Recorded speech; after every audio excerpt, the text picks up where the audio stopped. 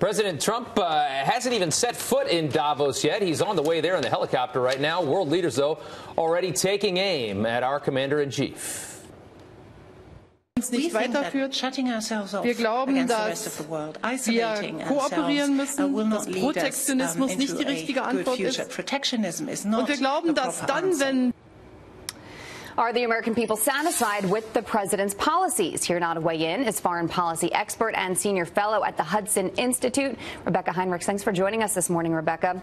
Now, let's start with this. You know, on one hand, we want to care about U.S. first, us first. But on the other hand, you know, we do want to care about what these other countries think, in my opinion, because you want them to bring business here. What's your opinion?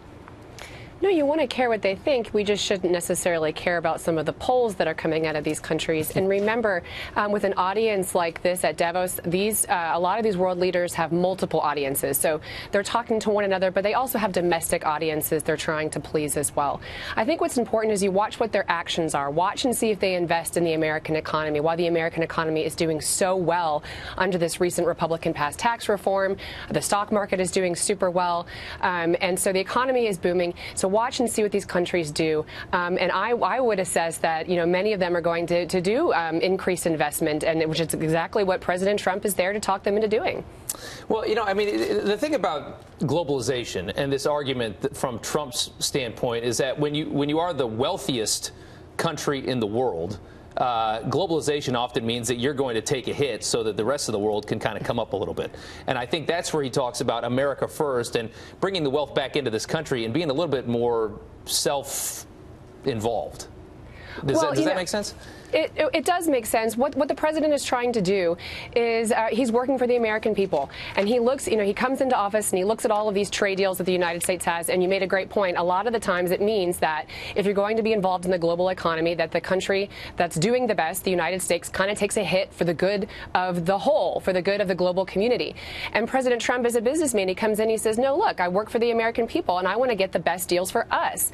But why this is good, actually, for our allies is the message that General McMaster, the National Security Advisor, keeps talking about is economic security for the United States is good for national security. Those things are tied. And when the United States is flourishing economically, that is good for the entire world. Remember, it's the United States that contributes the bulk of security guarantees to these countries, contributes the bulk to the United Nations. And so if we're going to continue to be the leader of the free world, we've got to have a strong, robust, and stable economy. And that's good for the American people, and that is good for our allies. Well, Rebecca, a couple minutes ago you mentioned the polls. Let's bring up one right now, a leadership approval poll chart, and you can see the numbers for yourself there. It's stayed pretty steady over the years, but it has dipped down a little bit. President Trump with 30% in 2017. I know you say that we don't necessarily need to focus on the polls, but there is a point that the United States still needs to be respected. How important is that? No, that's the bottom line. The United States needs to be respected, and by that I mean, you know, when President Trump says, look, European allies, I want you to help us fix the Iran deal, the gaps that are in the Iran deal, and they turn around and they are working to do this. So even though they might say, you know, they don't like his coarse language, they don't like the way he talks about migrants and refugees, the things that they care about, they don't like that he doesn't like the Paris Agreement, you know, that he doesn't have this religious attachment to climate change, you know, fixing climate change.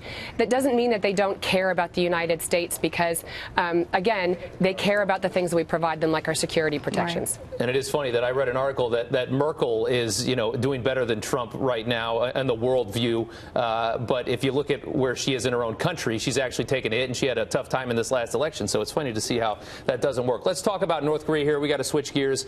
We've got this escalating threat. We've introduced new sanctions. What do you think we should do from here? You know, I hate to see that the South Koreans are really making these strong overtures to the North Koreans right now because of the Winter Olympics coming on, because right now we've got a lot of momentum in terms of continued isolation of the North Korean regime. General Mattis, our Secretary Mattis, is on a trip right now, and he's talking to other countries that are cutting off trade, cutting off relations with North Korea. We got to keep doing that. The only thing that matters is their nuclear missile program. And so the more we can continue to isolate and squeeze, the better. And we need to pull the South Koreans back to us, you know, and let us lead rather than trying to get ahead of us. Okay. Thank you, Rebecca.